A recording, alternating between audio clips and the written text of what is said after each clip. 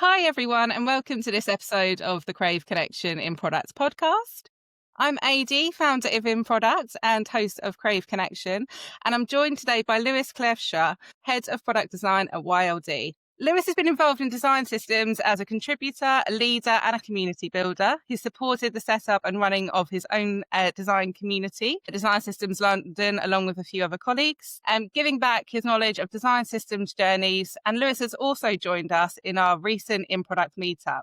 We're discussing the topic of design systems. It's a team sport, and that's why we're here today to follow up on that conversation. Luis, welcome to the Crave Connection in Products podcast. What a way to start a Monday morning. Well, hello, thank you. Yeah, indeed. Thanks for having me. It really is a good way to get up. Exactly. If you start in this way, it means your week's going to be productive, I always think. Let's hope that is the case. But Luis, I really appreciate all of the work that you've been doing with us recently in terms of like community building and really supporting, kind of giving back your knowledge in terms of design systems. So it's obviously a topic from when we were first kind of chatting that was really important to you. And it's something which, like I said, you've actually kind of started kind of building out your own kind of community around, your own conversations around.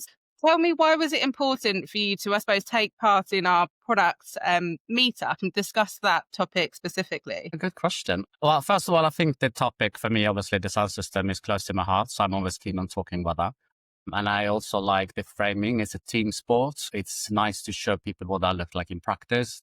I believe that the design system really is a team sport. It takes a lot of effort from a lot of people to collaborate to make sure that you are successful. I also think that it's always nice if you knew, like the topic itself is not that new at the moment, but if you're new to the field, it'd be nice to see people from the industry kind of coming together and talking about it. So, and obviously I'm a great supporter of community. As you say, I've been part of building a community myself. So I really see the value in community and the input that you can get from a live audience, but for a live audience as well to meet practitioners. And for me, it's also very nice to meet other practitioners and hear their perspective from things. Yeah, I think you can see from the evening I suppose, like sparking conversations, both on the evening and since, everyone I've been speaking to who attended, it's just kind of got people thinking about design systems a little bit differently. And I think that's what I love about the meetup side of things. You can specifically go to meetups which I suppose you're really interested in that topic or that you don't really know enough about. And it's just like an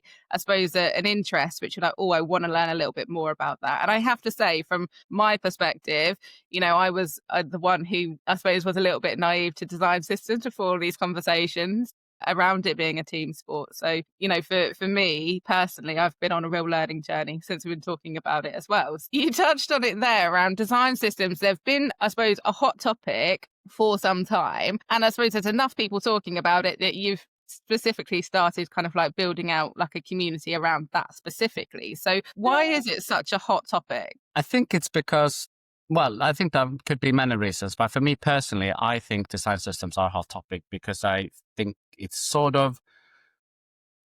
bridging the connection between teams of designers, engineers, and product people. And I think that's part of what it attracted me to it myself, actually. I think there's been a conversation in the industry for a long time, whether designers should code or whether engineers should know more about design, or, it's a conversation about them versus us or us versus them. And I actually think the design system is something that brings this together really nicely. It's almost like a Venn diagram where design system kind of actually managed to get these two disciplines into the room, and then you have product added to it as well. And then that's sort of how it becomes a really nice collaborative unit that works. And I think that's part of the appeal, if I'm honest. There are other reasons as well, but people is obviously increases your velocity, helps you with consistency. There's a lot of benefits from it. But for me, I think that's one of the reasons why it became a hot topic and stayed a hot topic as well. It's been hot for a few years now. We started our community back in 2018, I think, and we've been working with design systems for quite a few years. It's also a topic that evolves. It's not static. It's consistently evolving. You kind of thinking about adding, people are adding things like, should we include voice? What happens when VR and AR kicks off properly? Like, what would that look like? So it's an evolving thing, but it's also, as I said, it's a good bridge between disciplines. So I think for me, that is part of what I think is a hot topic. Yeah, and I think it really kind of like pulls together like that it's a team sport kind of conversation. And I think that interestingly, I think from my perspective, I always saw that kind of relationship between like engineering and design, but bringing in that element of products, I think was really actually something which was probably down to my naivety. That that's a design and an engineering kind of job. And, it's not even just product from the conversation we've been having, it's the whole operations, it's everyone around it. Yeah. So what would you say are the key challenges that you see when you're implementing a design system? I think it depends on organizations. Just for full transparency, I work for consultancy, so we get to work. So we don't work with one single product. We work with many different products. We work with many different clients of different sizes, from startups to large companies. And I see differences in different type of organizations. But if I take on average, I think one of the key challenges is to ensure that everybody really fully understands what they're taking on, understanding if you're ready for a design system and what is a design system, what does it mean? Because it's more than just a collection of UI components or some documentation. And I think that's probably one of the key challenges, is to actually fully understand what are we taking on as an organization when we say, let's have a design system. What does it mean from a resource perspective? What does it mean from financially, time, commitment, etc.? And sometimes I think some organizations, especially like with anything that is a hot topic, whether it's like right now it's AI, or whether it's a design system, or whether there's been anything else in the past, everyone jumps on it. Everyone thinks they need it. We need to have one. But do you fully understand what it is? And do you understand the commitment to it? Yeah. And then it's like, I think a few years back, I said something like, because we had one of our talks around Christmas, and I was saying that the design system is for product life, is not just for Christmas. And it's kind of, you have to understand that it is a long-term commitment. And I think that for me is one of the key challenges, that people don't fully understand the commitment to it. Yeah, yeah, absolutely. I think it's really funny that like you said, that kind of link between like hot topics and people feeling like they need to have them. But I suppose really like one of the things which has really stood out for me in like my conversations with you is that I suppose you were, one of the most common, people in the panel to say about not having a design system. And that was something which came up like quite frequently in terms of like, not implementing design systems so the company's not ready, and making sure that it's actually going to add value. So I suppose, how do you know when a company is ready, and how do you start to put in, I suppose, those kind of like first steps in terms of like, why are we at a point where this is needed now? Yeah, so I guess that is a little bit of a weird thing for someone who really likes design system to question whether you need a design system. But I think it's with everything. It's anything that's really nice to have. You need to understand whether it's a nice to have or whether it's a must have. And I think when you have a product, you need to ask yourself, where is your product at the moment? Where are you in the product maturity? Are you ready to build one? Do you, as I said before, do you know what effort it will take? And also, anyone who works in product knows that the key thing is to get that live product out, especially in the beginning. So I guess for me, what I'm saying when I say think about whether you need a design system or not, is to understand where you are in your product journey. Is that going to take away the focus from actually delivering your main product? Is your team big enough right now to be able to sustain and support whether you call design system as another product or whether it's a service? Either of those two things, I support them as concepts. And, but it means, again, it's a time commitment, it's a resource commitment. And if your team is not ready to do that, then you kind of need to balance the benefit. Is the benefit of the design system going to outweigh the effort that it takes to do it? And if you haven't reached that point yet, there is a sort of a sweet spot where it pivots. And if you haven't reached that sweet spot, then I would argue that maybe your team is not ready for a design system yet. And again, if your organization isn't ready to commit the resources and the time, extra hire, there's also a tool shift as well. You got to have, how well are your engineering and design team actually communicating with each other at the moment? Is there a regular communication between product design and engineering? The tooling that engineering is having right now, are you asking them to shift that tooling slightly? And are they prepared to do that? I think there is a lot of aspects to look at before you just jump in. And I think when you do a good analysis or audit of where you are, you might come to the conclusion that as much as we would love it, we are not just at that sweet spot yet. And that's why I would say maybe you don't need a design system. I also think it comes down to different type of what you're building. Like if you're building complex products, then you should definitely consider design system at the right time. If you're building kind of more web pages, which are not that complex, then maybe you don't need it. But it's like anything, any service, any tool that you take on as a business, you need to understand whether it's value for you and whether you are ready and committed to it. And I suppose where you've seen design systems being implemented when a company isn't ready, what is the knock-on effect of that? So like what can that mean for a business if you're implementing when you're not actually ready, you don't have that? I suppose what you're talking around there is like culture around like being ready and actually time, resource, communication, those kind of things. If you don't have all of that, what could be that like knock-on effect that you see? I think actually you mentioned one thing here that I didn't mention, which I do think is extremely important, is culture, because having a design system can also is a cultural shift. I touched a little bit about on when I said your design team, product team, and engineering team talking to each other rather in communication. So that's a cultural shift as well. And I think if you're not ready and you're doing this too quickly, you can end up in a situation where things don't turn out the way that you expected them to, and design system isn't the promised land that you are promised, and it doesn't work that way. And it rather becomes a burden instead. And when it becomes a burden, it gets the blame, and everybody blames the design system. And they say like, oh, well, we never should have done this. Design system aren't all that. We can clearly show that because we tried it and it didn't work out. Instead of actually asking, did we prepare ourselves to do this properly? And did we set ourselves up for success when doing it?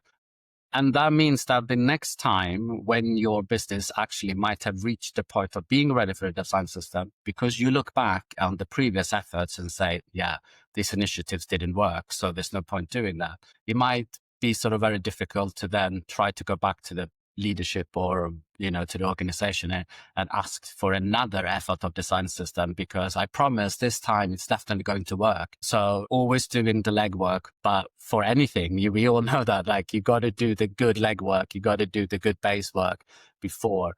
And so I think it can have all the opposite what it's supposed to have. It could mean that you get more conflict between designers and engineers because there is arguments at that could lead to arguments, that could lead to disagreement. You could actually increase inconsistencies if you're really unlucky, especially if you're not doing it correctly. And, if you haven't got a succinct method of setting it up and how it's supposed to work.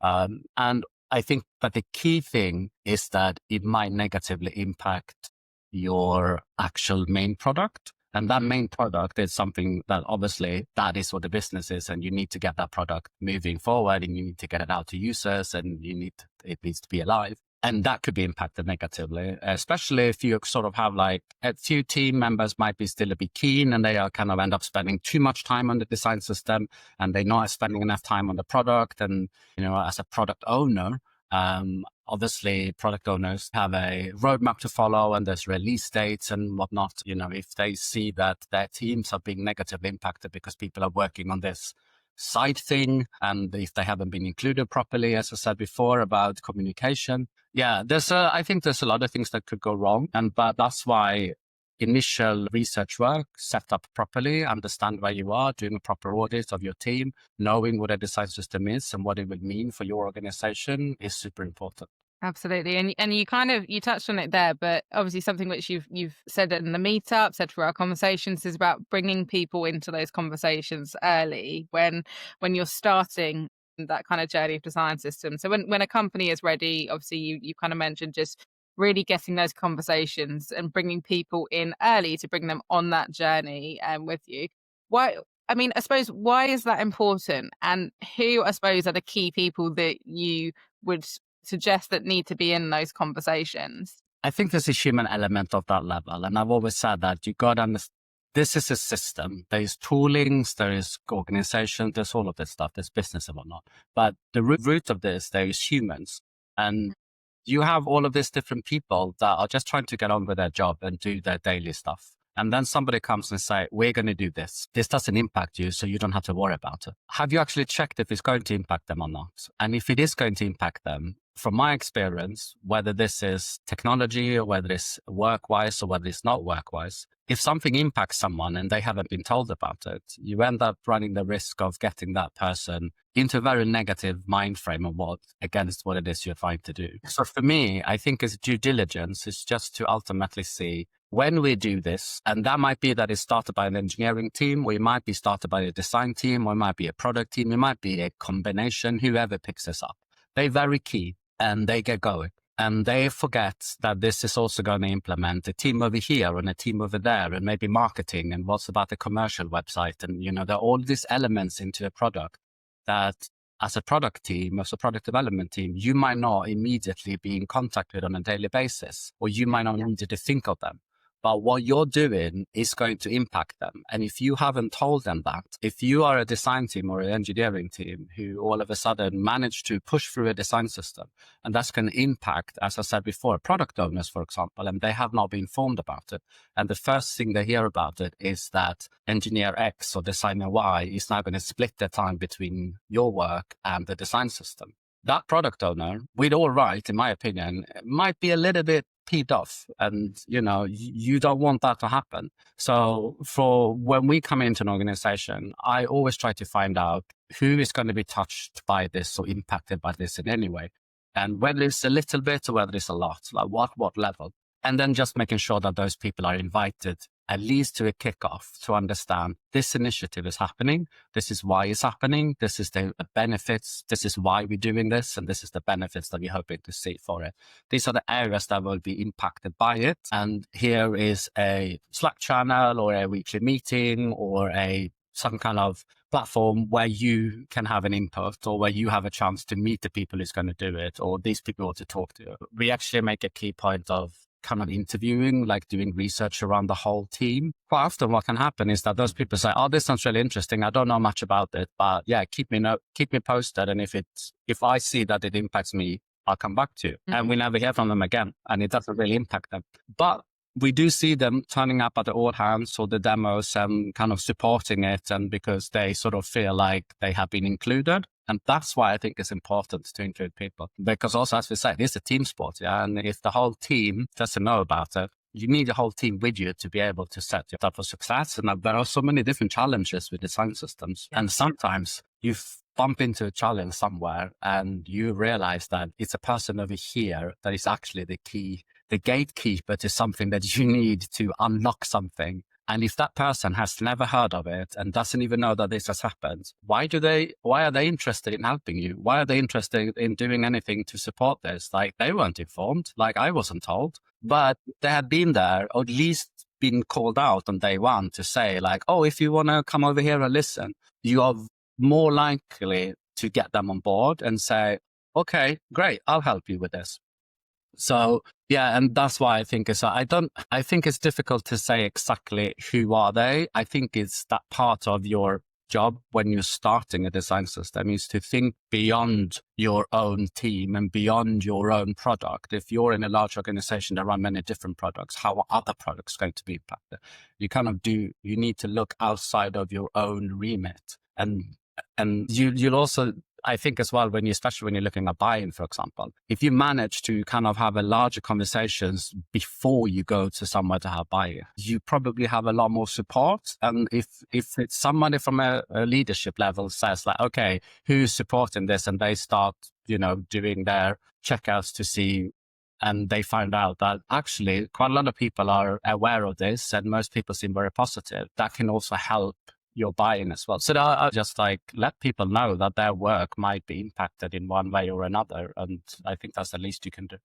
I think that's the part that really stood out to me there, is that initial research in you thinking that they won't be affected, but how do we actually know that's just a complete assumption, isn't it? And I think that's so important, and something which I don't think we even touched on in terms of the meetup, in terms of how do we do that initial digging into who is going to be affected with this, whether it be really small or really big, it's still going to have an impact. And like you said, no one likes to be on the back foot with these things. Everyone likes to be included. And you've segued us really nicely onto I suppose those senior leader conversations. And it's how, I suppose, to start with, how do you get senior leaders to understand, I suppose, the time that a design system might take to initially kind of get off the ground, the benefits that will be gained from that, the longer term? Like, how do you start that? So I think being a consultant, being outside an organization and coming in, it's actually a little bit helpful in this scenario, because by nature we have to be very inquisitive and ask a lot of questions around the whole organizations, and we have to do a lot of pre-research to kind of show our value. And I mean, anyone who's ever been a third-party provider for anything knows this, but it all starts by research. So I mean, I'm gonna feel like I'm repeating myself, but if you go back to previously, like, how big is my organization? Where are we product maturity wise? Okay, so I feel like my team is ready. I feel like we reached this point in the product that we can do this. So now let's start a design system. At that point, you need to start researching, what is it? How is it going to impact us? What benefits it's going to have? The other organizations of similar size have done this previously, and how did they do it? And I think if you take all of that information and then you go to stakeholders or leadership level and basically say to them, this is the research that we have done. So it's not a scenario of one day you come up with this great idea, you do a couple of days research, and then the next, on the Friday, you're going to win over everyone. It's a long process, and you need to really do that research really well, because you need to understand what it's going to take from financially. Said is a cultural shift change, and it's your responsibility to do that research properly and then present that to leadership and stakeholders so they understand it. And then obviously on top of that, which is, I think we mentioned this, it's also about financials. Yeah. And that is always the hardest one. It's like, how do I show value on this? And there are different ways that you can do that. Like, you can work out, like, it's going to increase velocity. What does that mean from engineering time, design time, etc.? Like, put a number on that. But I think as well, you're looking at consistency. But getting them to understand it is to have conversations and being open and honest about it. I think that's the key thing. It's like, you need to understand that you're taking on a service, and you're taking on a product, you're taking on, well, it's a product setup, the product team. They should ideally have that. And I also don't think it's for me, I'm not asking, let's go build a team immediately and then build a design system. Often what we see is that we start with the smallest thing possible with an internal little team. They manage to, as I said before, they might move one person from product owner's team that has been informed and agreed to that. And then we start very small, and then that kind of internal team gets built around the design system as it grows. And it's a separate team eventually. But if you're a leader, you want to know that that's going to happen, because that's a cost to you.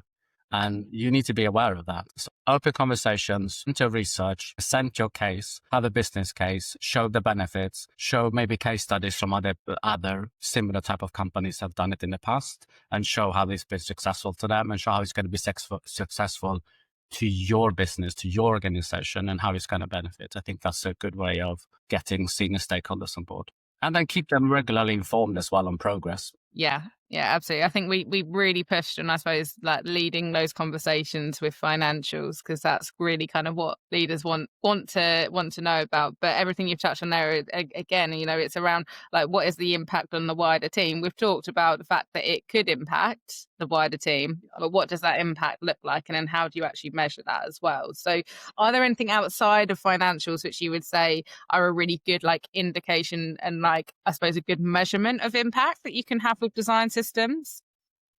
Yeah, I mean, I think financial is the hardest one to measure. I think it's just, you can obviously measure how committed the team is to it. Are they using the design system?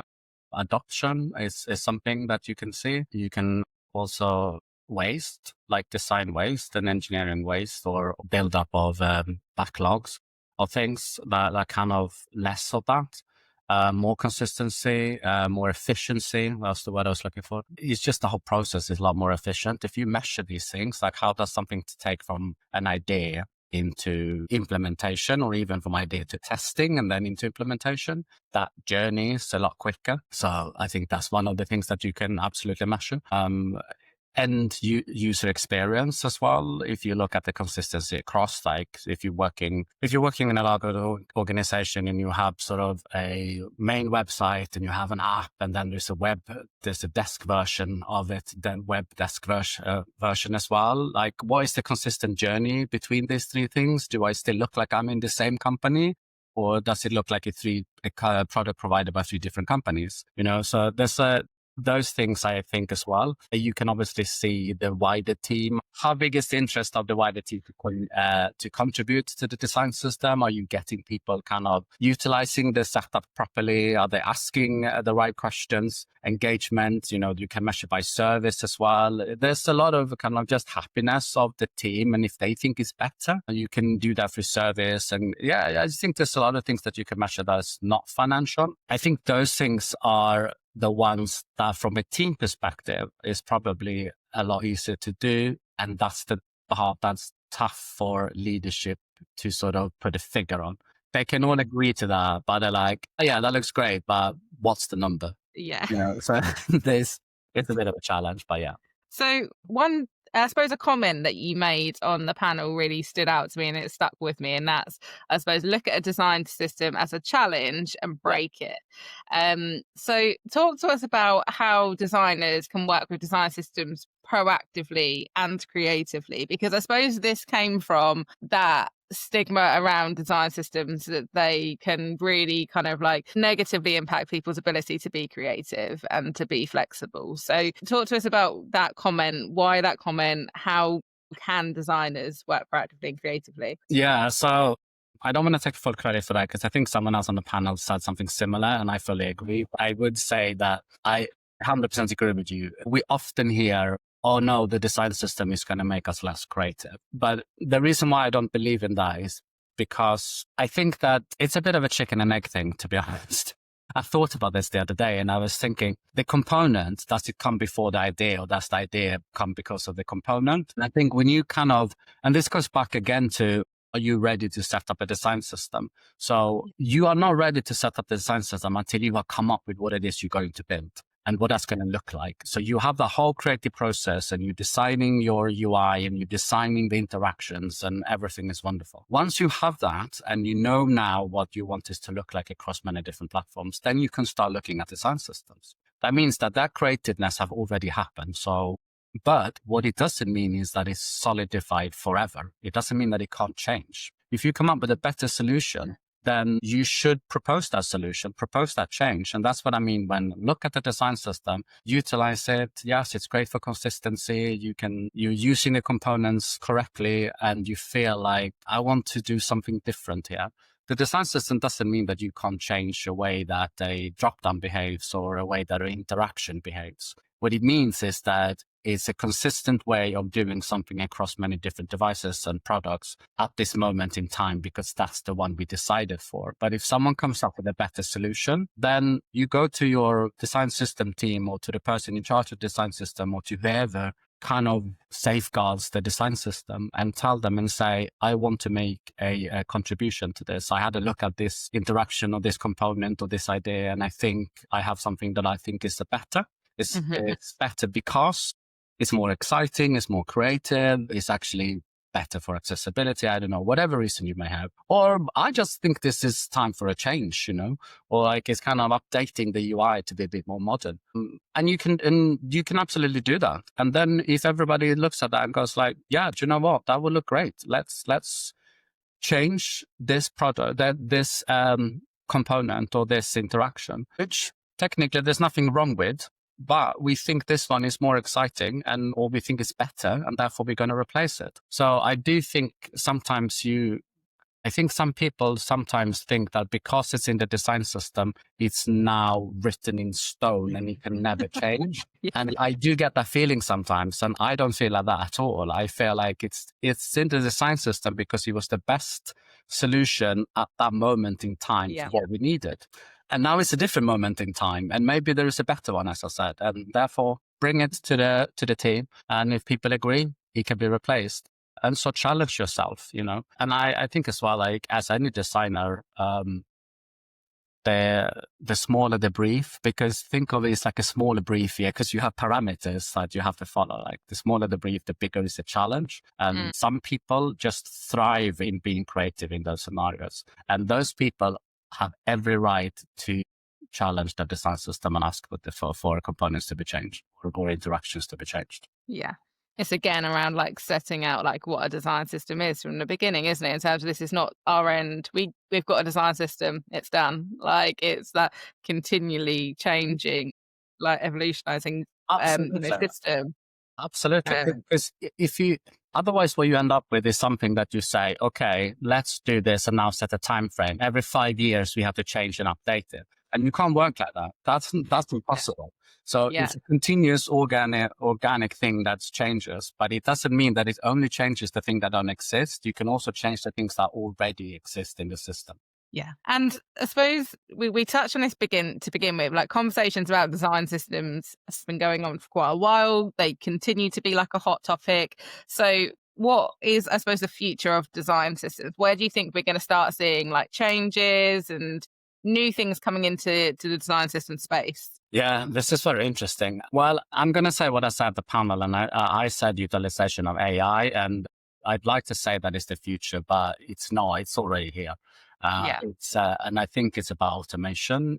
Well, at least it is for me. Like, if I look at our team, I'm trying to encourage them to find ways of getting the more monotonous work done in an automated way. So I think for me, that's probably like, documentation takes a lot of time. Anything that is time consuming, anything that's resource consuming. So rather than having we're doing an audit now, for example, for on a project, and there's a whole bunch of various design systems efforts that they've done. And now we're trying to audit them across. And that's a quite time consuming thing. If there was a way for us to do that with some help, that would be amazing, So I think automation is probably one of the key things. I would also say that I'm interested. This is something that I really haven't looked into properly, but I am keen on kind of exploring more, because there are also design systems in different dimensions. Like you're looking at VR or AR, for example.